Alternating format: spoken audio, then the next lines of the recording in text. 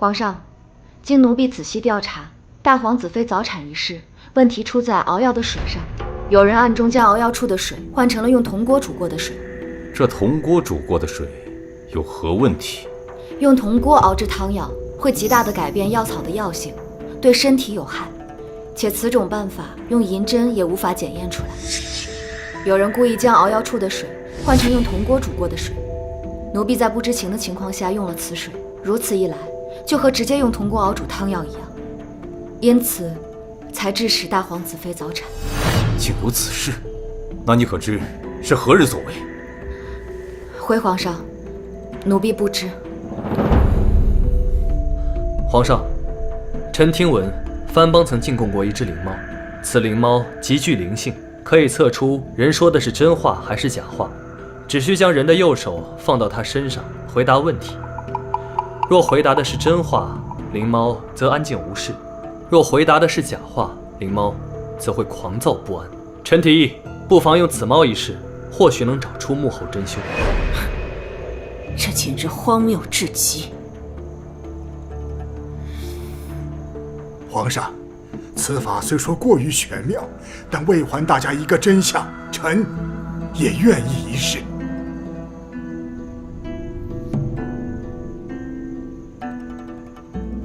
来人，将那灵猫取来。另外，将太医院所有涉事人员全部带来，一一查验。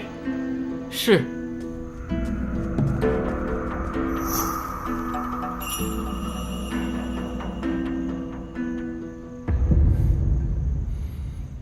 皇上，灵猫畏光，见光会狂躁不安，需将殿内烛火熄灭。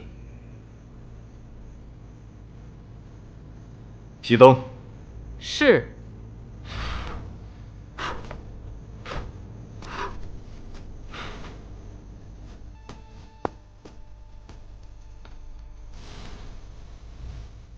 当日可是你动的手脚？不是。你可曾到过熬药处？没有。是否是你更换的水？不是。是你换的水吗？不是。你可曾到过熬药处？没有。是你换的水吗？不是。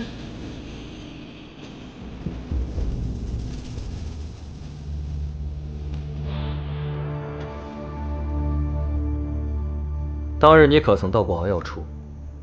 是否是你动的手脚？没，我没有。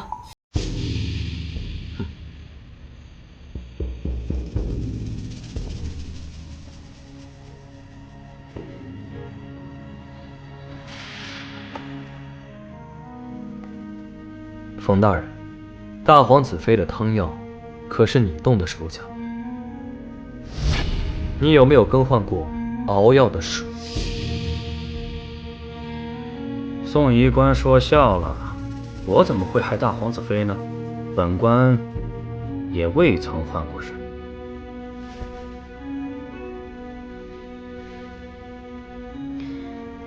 这验也验过了，可惜呀，你这灵猫从头到尾也没叫过一声。皇上，可以将殿内的烛火点亮。点火。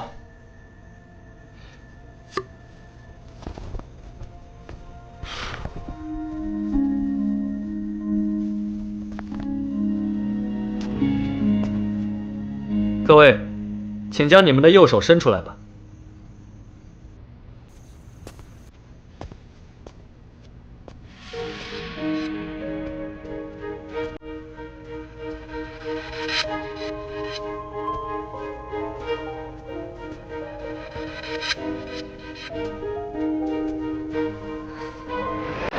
吴医师，你的手为何如此干净？莫不是心虚，所以不敢将手放在灵猫身上？回答我！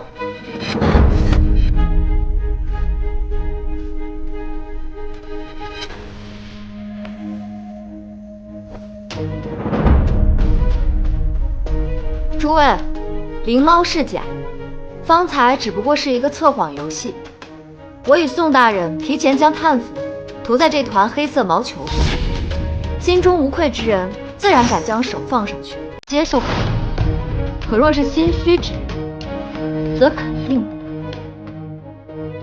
所以冯大人，你为何也不敢伸手？冯大人，你是不敢吗？还是说你的手也是干干净净的？我只是觉得此等小把戏太过荒唐，本官不屑参与。事到如今还嘴硬，冯明远，把手伸出来。是，皇上。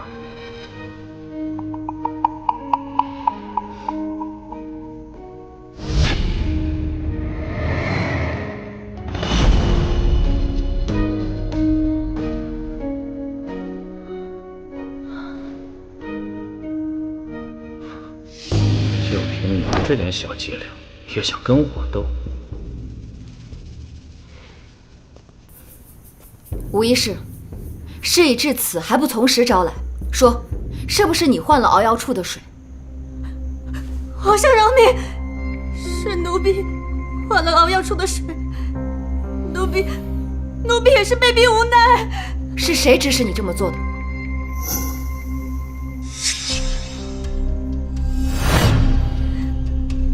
来人，把他拖下去，好好审审。皇上饶了奴婢吧！我说，是冯院判指使奴婢将熬药处的水换成铜锅煮过的水。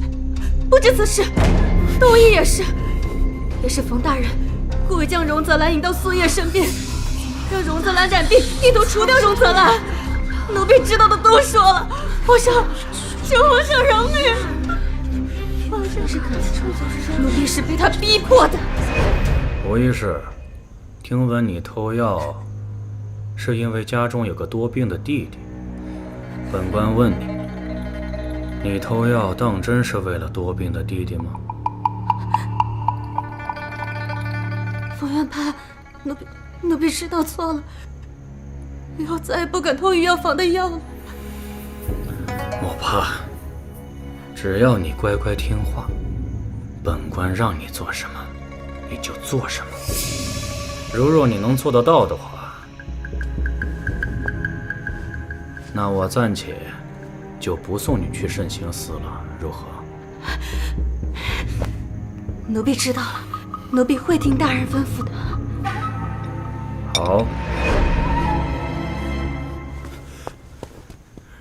皇上，臣冤枉啊！吴医师信口雌黄，污蔑臣啊！臣冤枉啊！冯大人，如今人证物证确凿，你还想狡辩？你的嘴怎么跟死鸭子一样硬？皇上，天气渐热，臣让吴医师把井水煮沸，只是为了消杀虫卵。每年到了这个季节，宫中都有把井水煮沸再饮用的习惯。再说，就算臣让他把井水煮了，这煮沸的水能有什么毒？我们平日喝的都是煮沸的水，也没有人中毒啊！冯院判，方才我们说的一直都是用铜锅煮过的水熬药，我现在就向你证明，用铜锅煮过的水熬药到底有没有毒。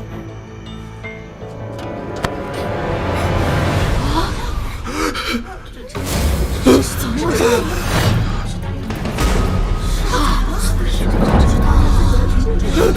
看看你现在的样子。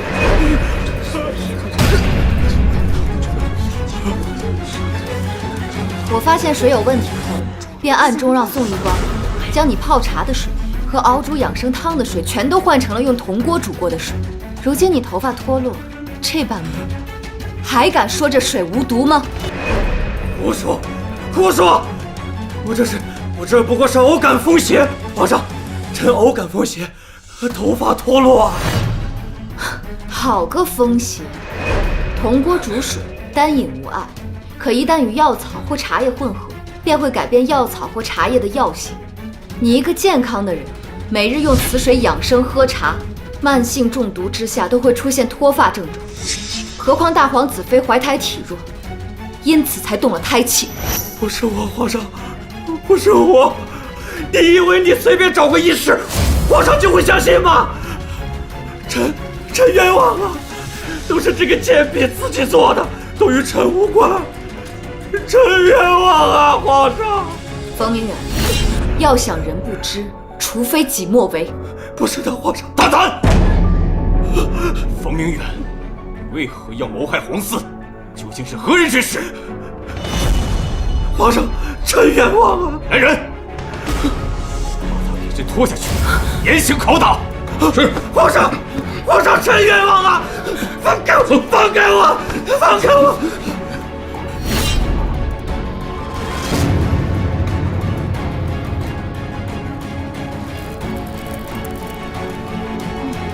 谁也不能审判我！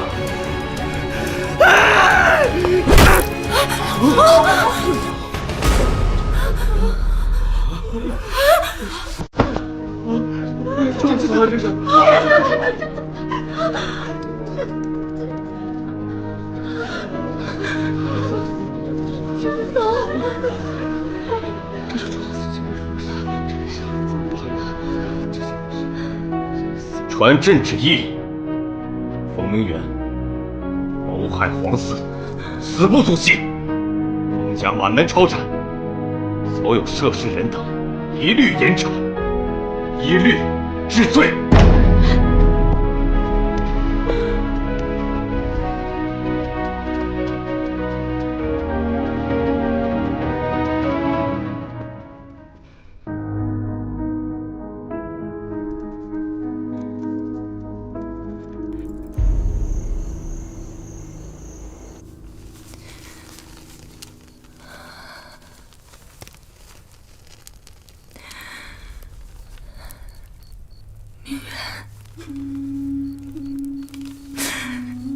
你我二人幼年相识，你待我亲人，是我辜负了你。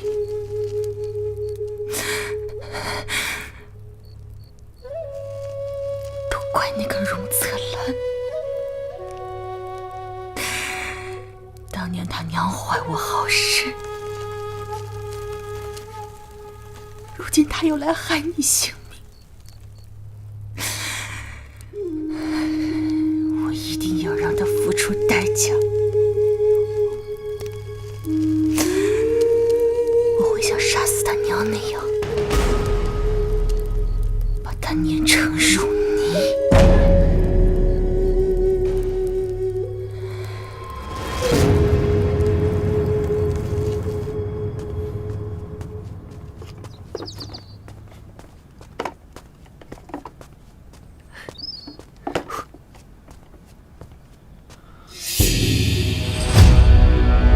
荣策兰，荣策兰，你怎么了？你怎么了，策兰？你醒醒！来人，传太医！策兰，在皇宫之处，处处藏着危险和陷阱。我日日担心你的安危，每次见你孤身犯险，我都怕再也见不到你了。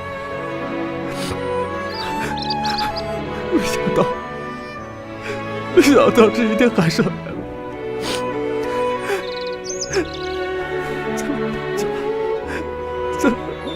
对不起。苏凌霄。我喘不上气了。你没事啊？啊？我只是喝了些梅子酒睡着了。所以这些都是梅子酒？嗯。梅子酒好。你还活着。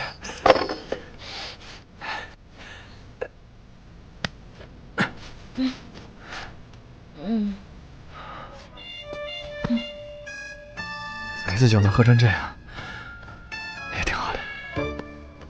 你是不是喜欢我？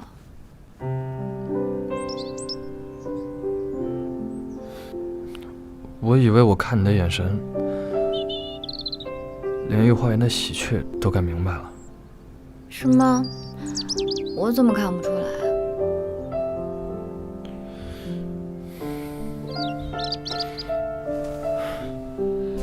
那看来，我该做得更明显一点。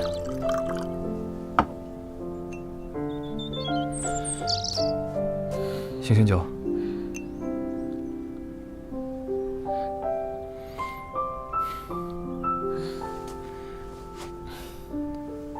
荣泽兰，我知道你想成为医官，为母证明，给他昭雪，但这条路上布满荆棘。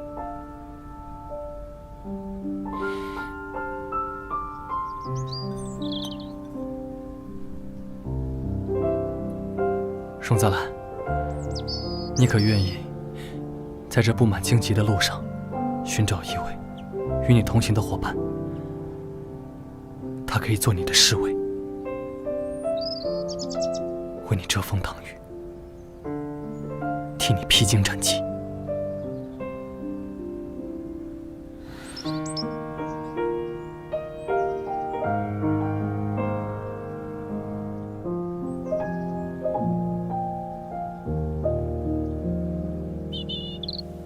皇上，今早哀家见御花园的牡丹开得正艳，像是托了国泰民安的福气。母后圣明，儿臣方才得报，江南又是个丰年，后宫也都安好，实乃祖宗庇佑。是啊。哎呦！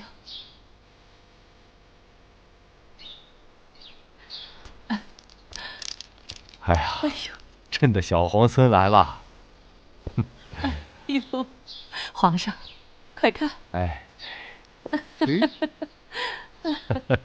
哎呦，小皇孙真可爱。父皇，儿臣有个请求，还请父皇恩准。但属无妨。儿臣经此大难，深觉后宫诸多女眷的不易，因男女大防，平日里有些病症，向男医官问诊多有不便，因此病情时常耽误，苦不堪言。儿臣斗胆，请父皇考虑为后宫的女眷们增加一位可以看诊的女性医官。皇上，大皇子妃所言极是。皇上，女子为官，与理不合。况且，自古以来，这世上哪有女子为官的道理啊？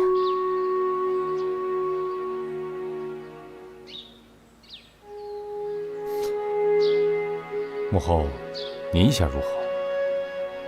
妇人的病症，与男医官言说多有不便。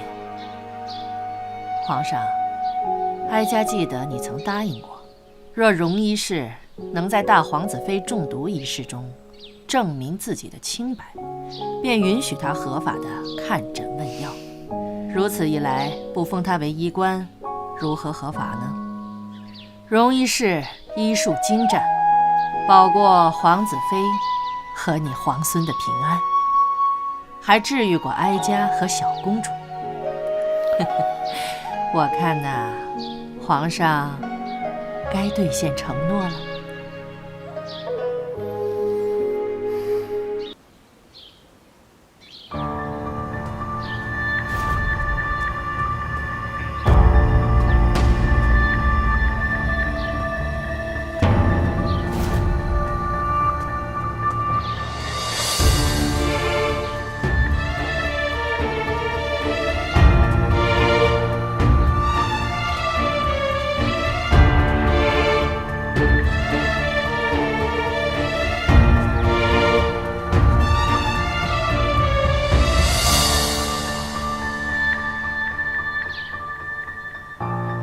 荣医士怎么不待在龙庭与大皇子妃等人说话，独自一人来此赏景？此处花香沁脾，最宜凝神静气。荣医士步步高升，如今更是宫里的红人，本宫想提点你一二。在这宫里，凡是有小心思、手眼伸太长的人，都不会有什么好下场。那苏叶呢？她的手伸得太长了，一个3等医士，弄脏了宁贵妃您的衣服而被整毙。大皇子妃呢？她的手伸得太长，莫名其妙的早产。这宫里的疑云，总要有人拨。你这张嘴比你母亲还会说，只是不知这命是否也会更长。多谢娘娘夸奖，奴婢定会努力活得长久些。奴婢相信，善恶终有报。就像冯大人，前日里还好好的人，说没也就没了，倒叫人想起那句话：举头3尺有神明，不是不报，时候未到。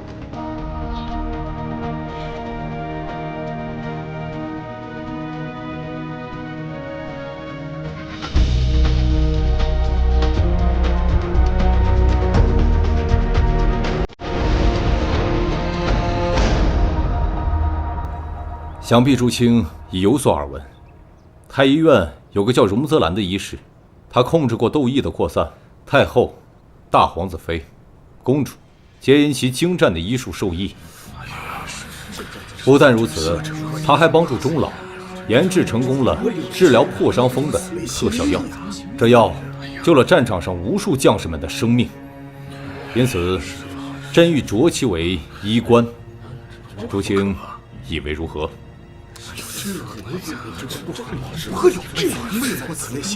皇上，万万不可！女子为官有悖我朝礼制，自古以来从未有过女子担任医官之力。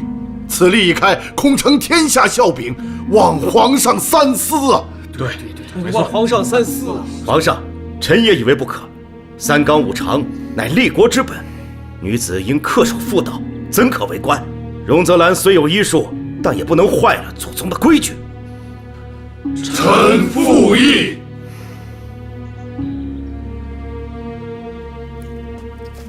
你们注意控制火，仔细点啊！好好调节，千万别遗漏了，仔细着点啊！好好调，要咱分拣清楚。不好了，不好了！哎呀，不好了！大家都听说了吗？前朝正在为封荣泽兰为女医官的事争论不休呢。真有此事？自古男性为医，我们岂能让一个女子与我们平起平坐？对呀，就是。太医院向来以男子为尊，他若成了医官，成何体统啊？对呀，成何体统？我们必须表明自己的态度，我们不与女子同朝为官，这成何体统吗？就是必须反对女子为官，维护祖宗礼制。我们一起去医政殿外，恳请皇上收回成命，反对女子为官，反对女子为官。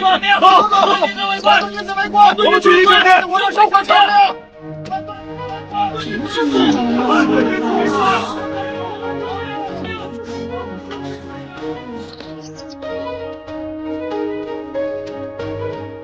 皇上，自古以来从未有女子为官的先例，断不可开此先河呀！正是，女子无才便是德，怎能参与朝堂之事？启禀皇上，荣泽兰功不可没，请皇上明鉴。听闻诸位大人正在为小女子成为医官之事争论，不知可否容小女子进殿辩上一辩？选。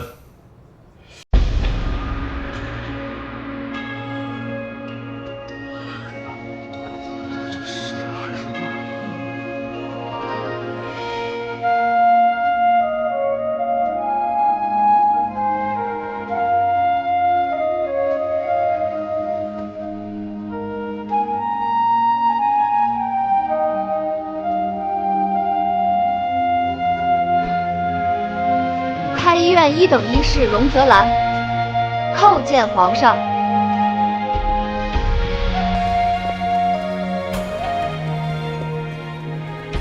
皇上，太医院众医官在殿外长跪不起，恳请皇上收回成命，不可让女子为官。请皇上收回成命。荣泽兰，今日进殿机会难得，你有何想法？尽管跟众大臣们说说。谢皇上。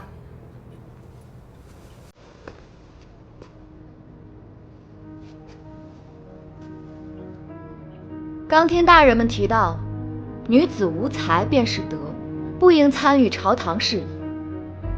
女子无才便是德，原意是女子要拥有才学，但不显露，能明辨是非，这是一种难得的品德。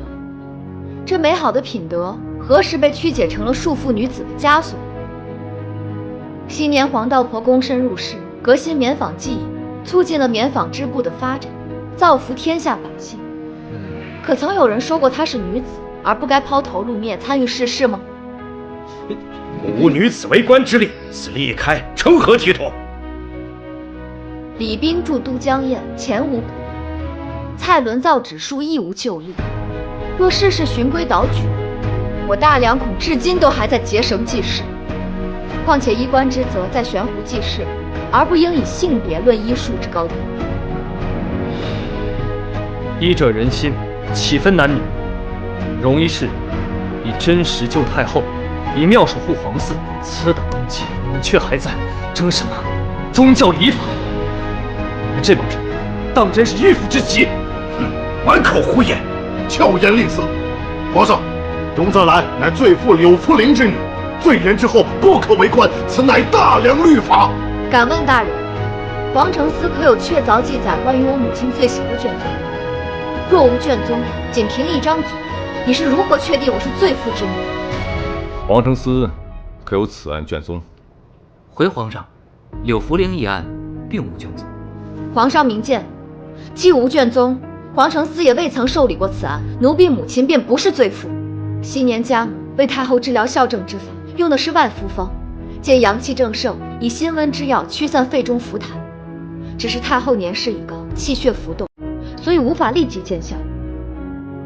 尔等视朝廷俸禄，居高位，不识岐黄变通，反以不合规矩为由罗织罪名。说到底，你们不过是怕昔日对你们俯首帖耳的女子，成为女官后与你们平起平坐罢了。说的巧舌，满口纲常文武，不过是守旧之徒护权的遮羞布。若真怀治国安民之志，岂会以男女大防为由置天下妇孺疾苦于不顾？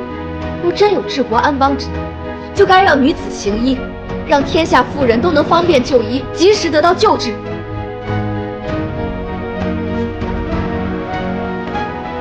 皇上，奴婢愿舍生忘死，与这世上的病痛对抗到底。请皇上推陈出新，废除旧制，封奴婢为医官。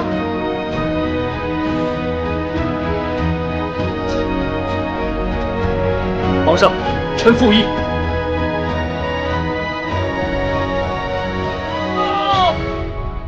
皇上，皇上，大事不好了！大皇子与二皇子不慎坠马，二皇子重伤垂危了。什么？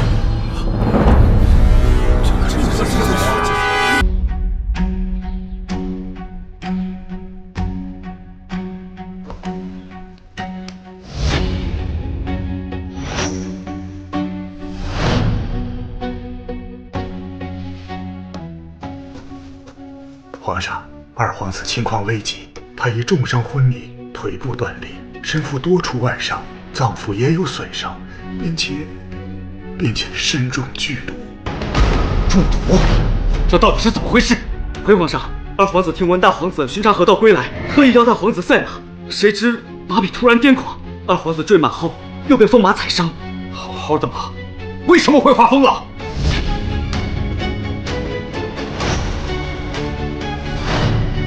是。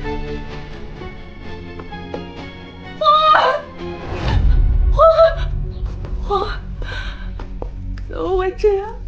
到底是怎么回事？是谁害的你？皇儿，务必要救活二皇子。吴春丽，你可有把握？回皇上，二皇子身受重伤，内脏已经出血，而且剧毒难解，这么重的伤，恐怕凶多吉少。住嘴！不管有多少把握，都给我尽全力救治。否则我唯你是问。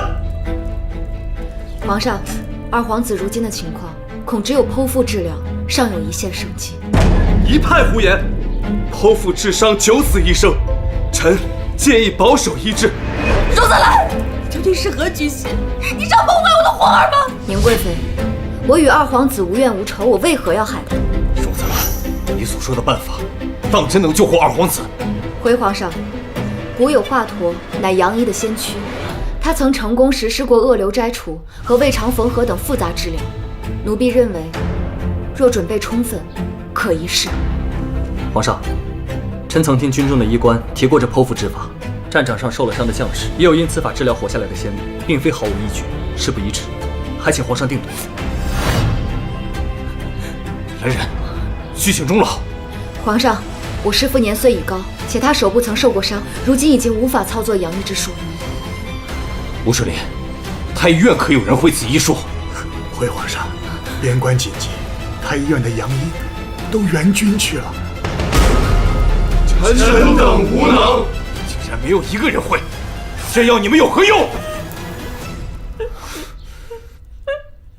怎么会这样？二皇子无辜可怜，但宁贵妃害得我母亲含冤而死。若二皇子死了，宁贵妃必定痛苦万分，这无疑是对她最狠的报复。兰儿，你要记住，医道治人不分贵贱，无论市井乞儿、牢狱囚徒，与宫闱显贵并无二致。医者既执岐黄之术，便当以人心度人。勿论贫富，勿辨男女，勿别长幼，天下生灵皆为性命，俱当倾尽全力救治。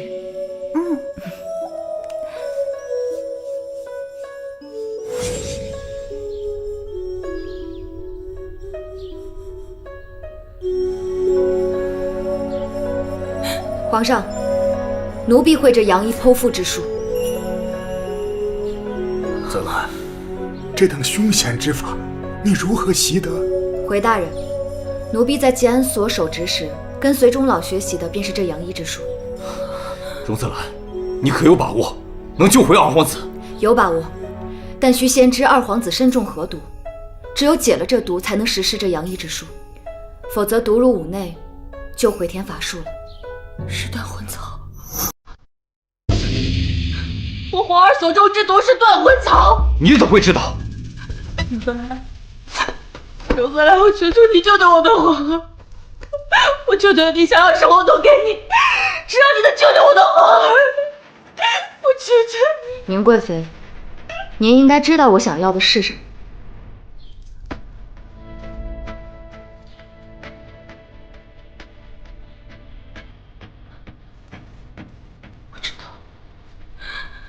我承认，当年是我设法谋害了你的母亲，害得你母亲惨死。荣泽兰，你想让我承认什么我都跟你说，我求求你，我求求你救救我的皇儿！宁贵妃，竟有此事！皇上，先救二皇子。眼下救活二皇子才是最重要的事，至于其他的，待救下二皇子再说。好，吴院判，眼下这解毒之法还有剖腹的方案，我们还需要商议。好。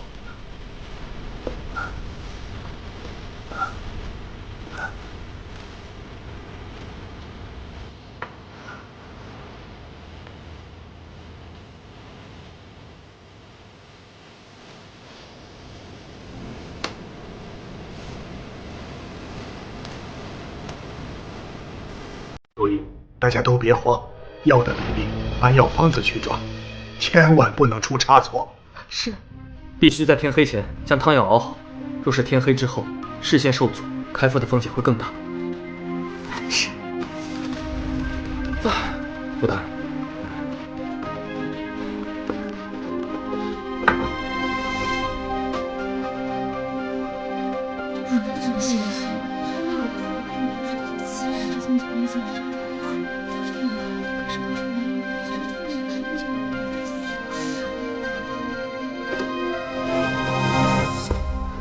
冯医师，解毒药已经为二皇子服下，我们前来协助你，有什么需要我们做的，你尽管吩咐就是。吴院判，待会儿开始后，我要为二皇子针灸止疼，劳烦您帮我监控其脉搏。好。各位医官，请协助我进行剖腹操作，切记一定要集中精神，按我说的做。是。宋大人，眼下天色已晚，这烛光虽亮，但剖腹治疗还需要更充足的光线，才能看清细微之处。交给我。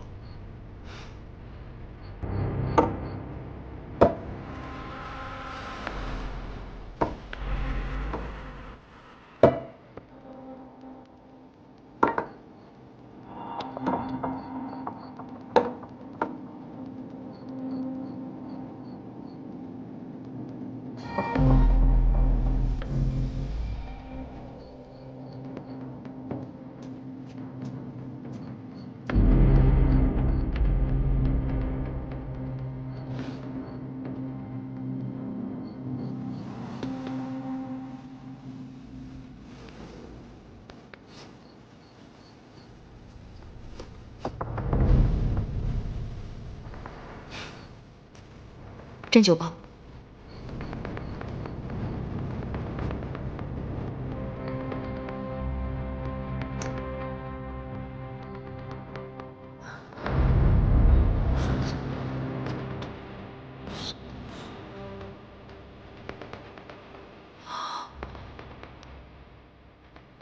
我先用千斤钉破针，封住二皇子关键穴位，防止失血过多。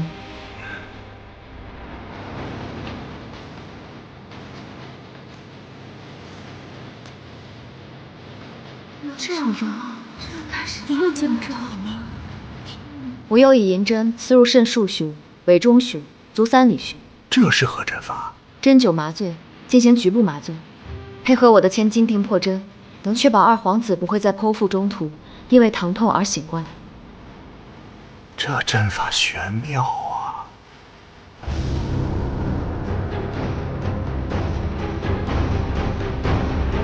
麻醉已生效，可以开始。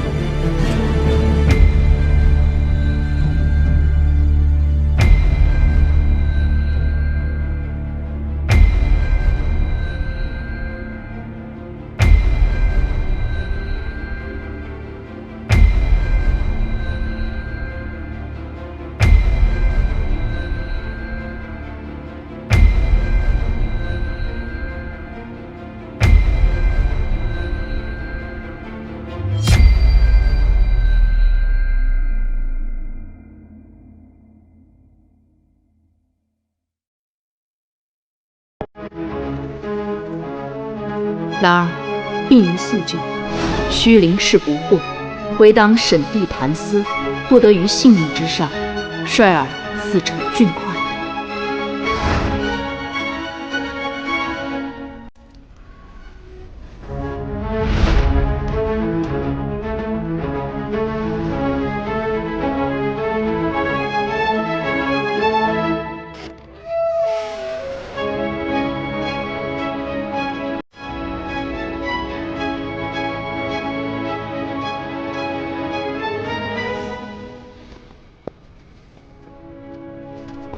说，二皇子死了。二皇子死于剧毒，贵妃娘娘若是早点便告知是何毒物，或许二皇子还有一线生机。都是我，是我害死了我的皇儿。宁贵妃，10年前，你究竟是如何陷害我母亲的？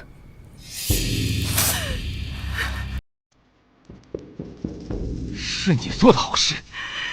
你说，你是如何知晓二皇子所种的是断魂草？还有柳茯苓之事，究竟是怎么回事？今日若不说个明白，休怪朕无情。皇上，2位皇子坠马之事也已查清真相。说，经查明，有人暗中在皇子的坐骑草料中加入了9叶藤，此草会致使马发狂。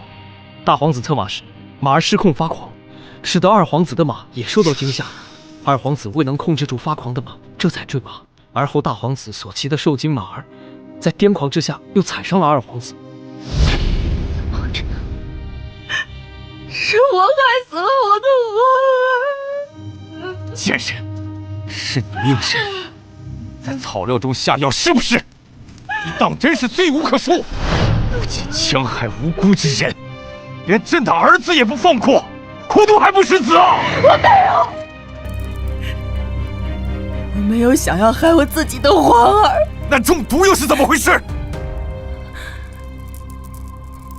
是我错了，是我作恶多端，才会报应在我儿子身上。我原本是命人给大皇子糕点下毒，本想让他毒发坠马，怎料到中毒的是我儿，坠马的也是我儿。你简直罪大恶极！皇上，臣暗中调查，10年前柔妃怀孕，曾多次被人下毒。之前后宫中诸多子嗣早夭，都与宁贵妃与冯明远有关。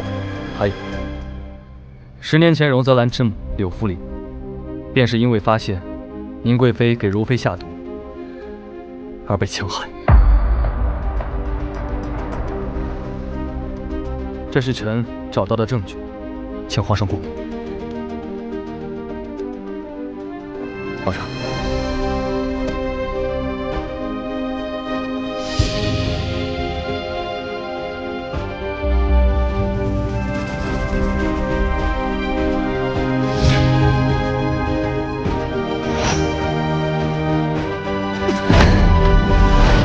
事到如今，铁证如山，你还有何话可说？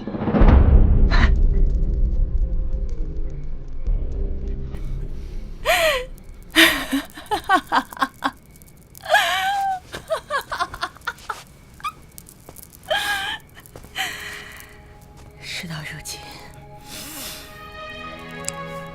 我也没有什么好隐瞒的。如今我的孩子也没了，我便把这真相都告诉你们。10年前，柔妃怀有身孕，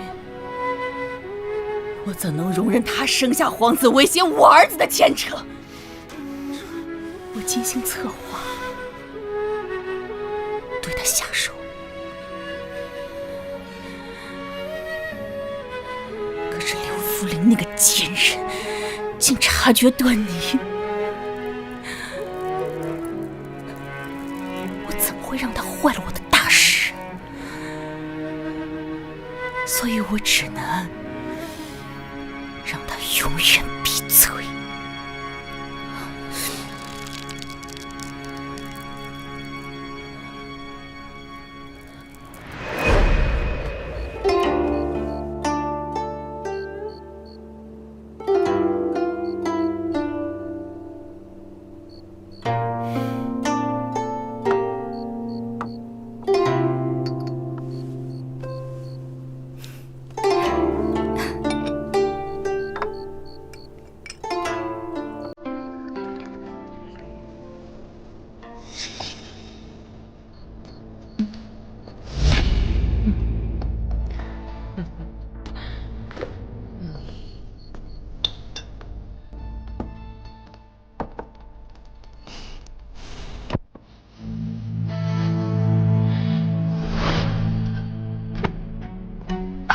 太后，太后，你怎么了？怎么了？快传医官！太后，奴婢去了太医院，当值的太医要么不知所踪，要么喝醉不省人事，这可怎么办才好啊？快，赶紧去宫外吴院判官邸，请吴院判来。来不及了，圣人之政。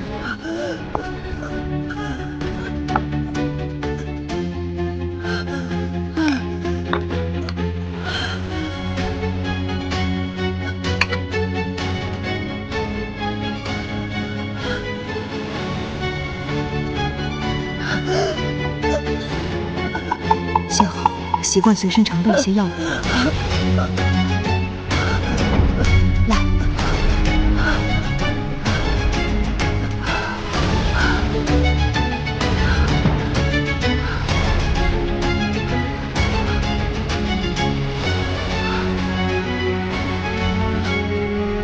太后，太后，太后！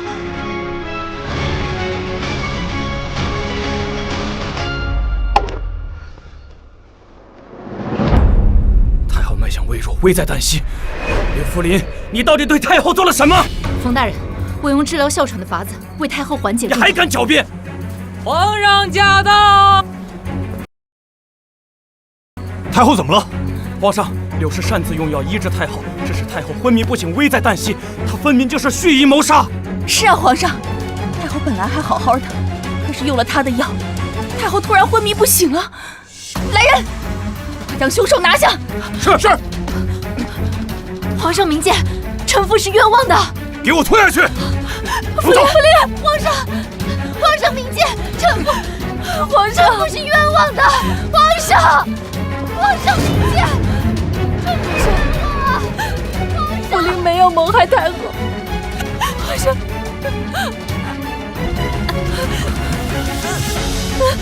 快去！白云的柔妃想，本来想除掉他，继续想到。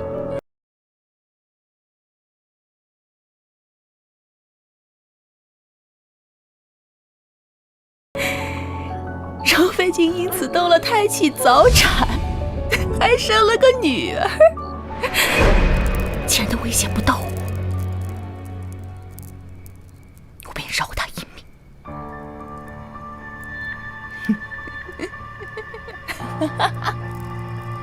你这个心如蛇蝎的杀人恶魔，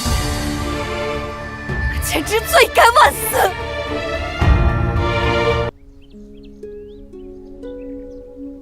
贱人，你当真是蛇蝎心肠，害我子嗣，毁我后宫！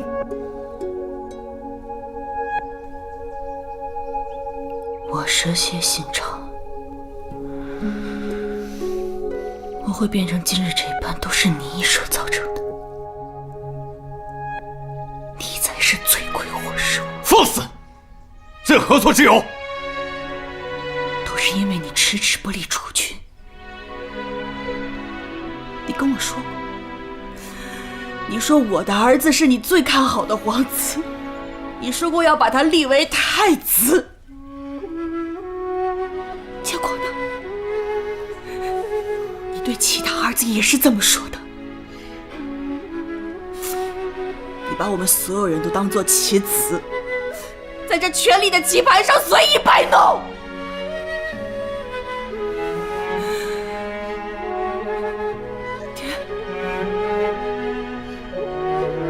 爹，你为什么要这么对我？我已有心爱之人，我们情投意合，可是你却为了家族利益，硬生生的把我送进这耻的皇宫里。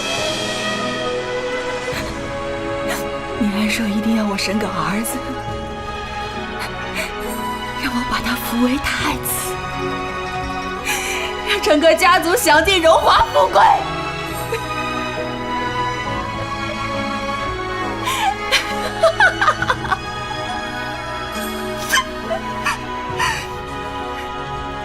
所以，我只能除掉挡在我面前的所有人。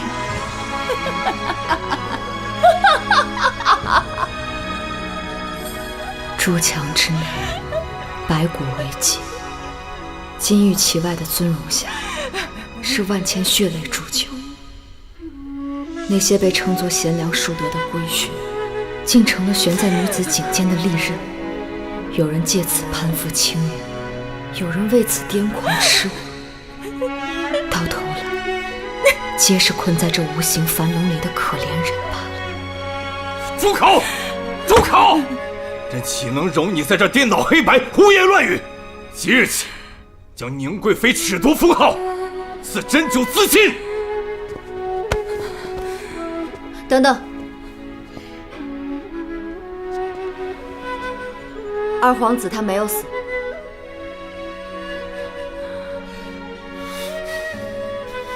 你说什么？他的命保住了。我的皇儿没有死？什么？我的皇儿没有死？什么？给朕拖出去！我的皇儿没有死？什么？我的皇儿没有死？什么事？我的皇儿没有死。荣子兰，你又立了一功，没让朕失望。谢皇上夸赞，这是奴婢身为医者应该做的。凌霄，事情已经结束了，你也该从太医院出来了。臣遵旨。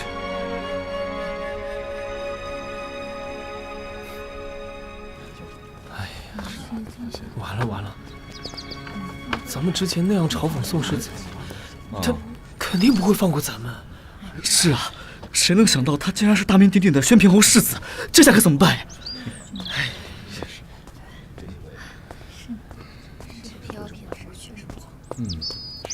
那你看看这个啊。世子殿下，世子殿下，世子殿下，之前是小人有眼不识泰山，小人不该嘲笑您走后门，实在是罪该万死，还望世子恕罪啊！之前是我们糊涂，不该说您烂泥扶不上墙，请世子殿下恕罪。太活该！让他们听闻的。想让我既往不咎，也不是不行。这样吧，你们今天一整天见到谁都要说一句：“我是烂泥，我扶不上墙。”做到了，我就考虑原谅你们。是世子殿下，多谢世子殿下，多谢世子殿下。你看看，我是烂泥，我扶不上墙；我是烂泥，我扶不上墙；烂泥，我扶不上墙。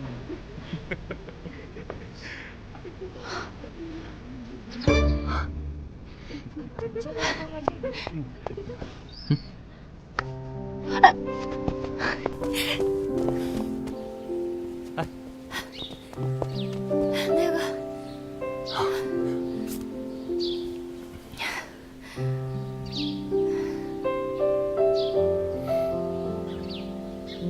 你这么看着我做什么？可是有哪里不对啊？还是被我给迷倒了？你把我拉到这儿来，有话要说。我在太医院的任务也算圆满完成了，以后我就不能日日待在皇宫了。一路顺风。什么顺风？你就没有别的要对我说的吗？没有啊，这天色也不早了，宫门应该要落锁了。你是今天就要离宫吗？你就这么希望我离开啊？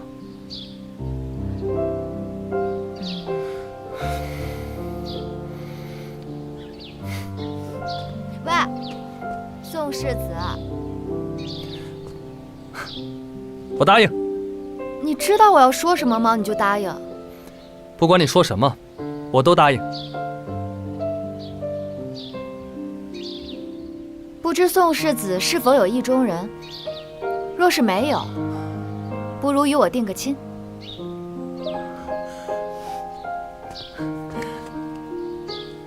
好啊。不过这般大事，是否应该先知会家中长辈一声啊？家母已过世，我的亲事我自己便能做主。那就依你。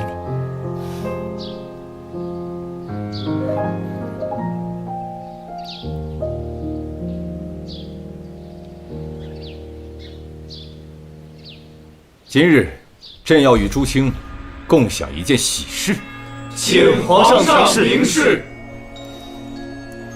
荣泽兰医术超凡，数次力挽狂澜，救人于危难，不仅将养医之术发扬光大，传于军中，更是研制出特效药方，造福天下百姓，医德人心兼备，实乃天下医者之楷模。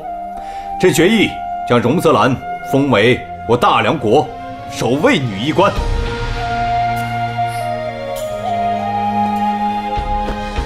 臣领旨，谢皇上隆恩。此外，10年前太后寿宴一案，现已查明，柳氏福陵对太后的诊治及时妥当，并无差错。朕已下旨恢复其声誉，以正视听。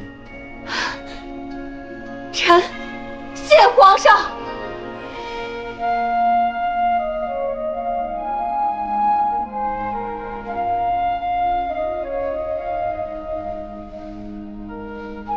宋爱卿，你这眼巴巴地望着，就这般迫不及待了吗？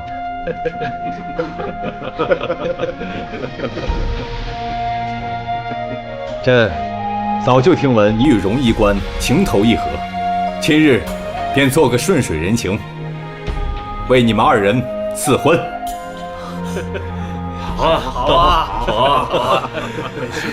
好，臣谢皇上。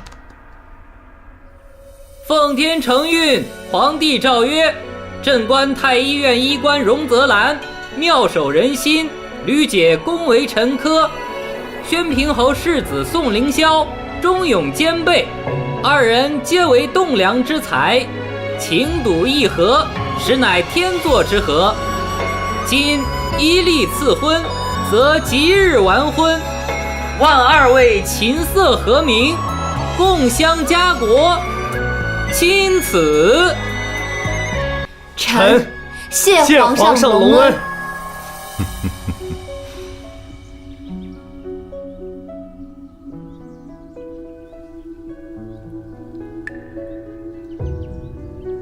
母亲，10年岁月，踽踽独行，女儿尝尽冷眼与刁难，今日终见天光，成为了大梁的首位女医官。首位女医官既是荣耀，更是万千女子破茧的薪火。母亲，女儿做到了，为您洗刷了冤屈，您的在天之灵终于可以安息。接下来，女儿该回家清算陈年旧账了。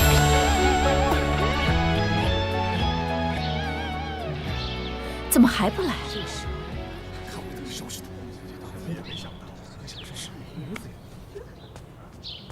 来了！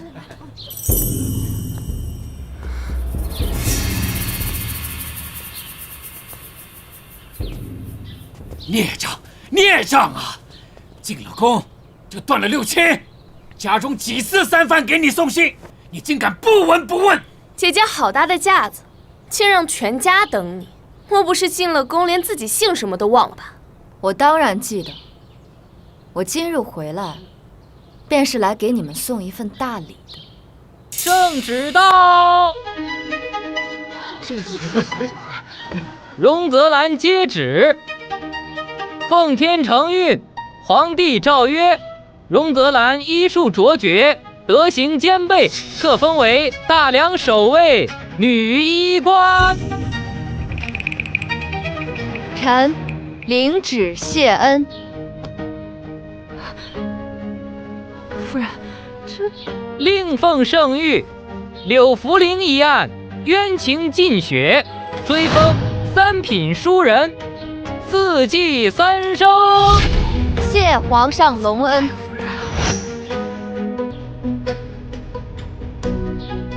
如今母亲沉冤得雪，你可有半分忏悔？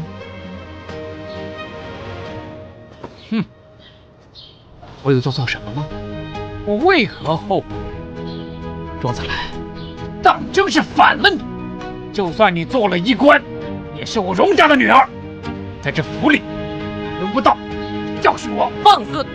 竟敢对世子妃这般无礼！陛下早有圣谕，荣泽兰指婚宣平侯世子，不久便择吉日完婚。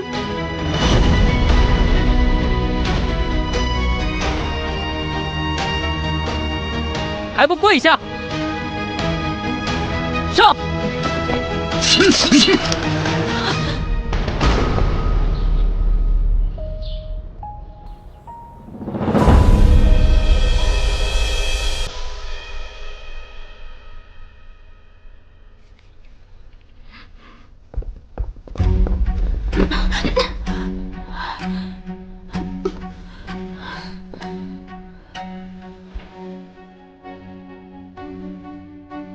荣承德，现在我要你对着母亲的牌位，好好忏悔你当年的过错。我何错之有？荣子兰，我是你父亲，你怎敢如此对我？这是母亲救治太后时的脉案，上面清楚记载，母亲的救治之法并无错漏，而你不曾听母亲一句解释，让她含冤而终。你潇洒食子，当真以为母亲的冤魂会放过你？看见了没？她就在你面前。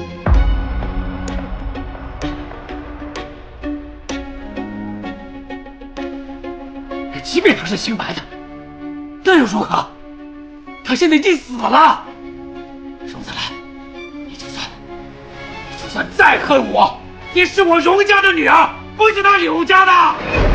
这一辈子都要靠着我，靠荣家。如此说来，我还应当感谢你。最后再问你一次，你对我母亲见死不救，可曾有半点后悔？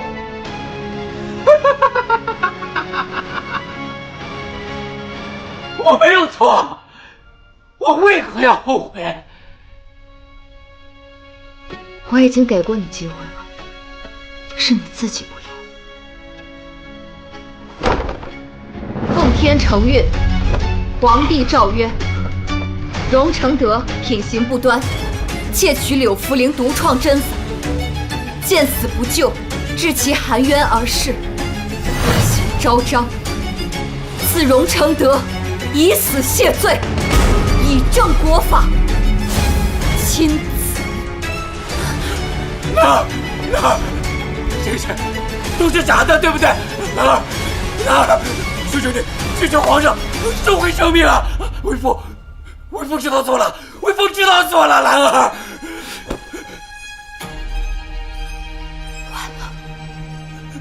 兰儿，救救父亲！我是你亲爹呀，兰儿。兰儿，是他，都是这个毒妇。当年是他听到荣承雪要给你娘治病，跑来跟我通风报信。兰儿，他才是罪魁祸首。兰儿，你同皇上说，把他赐死。对，把他赐死，是他害死的你娘。不是我，兰儿，兰儿，求求你，已经把刀子全放在我身上，你不得好死！你不得好死！荣承德，兰儿，不得好死！你求情啊，兰儿！竟敢这般对我！让皇上求情啊，兰儿！我是你亲爹啊，兰儿！兰儿，你不能不把我当成什么呀！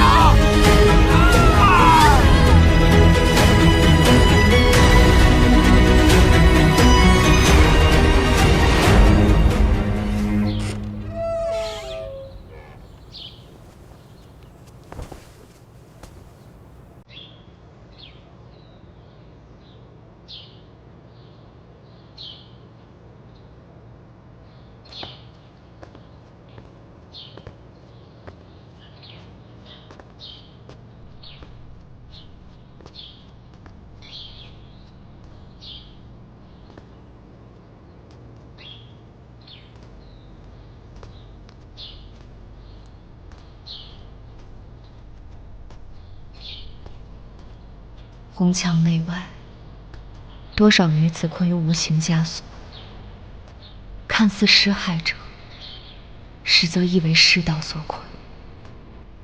张月瑶、荣泽烟之旅，不过是被这世道扭曲的可怜人罢了。但愿有朝一日，闺阁中人能挣脱桎梏，凭己之能，立身一世，不必仰人鼻息，亦能活出朗朗清波。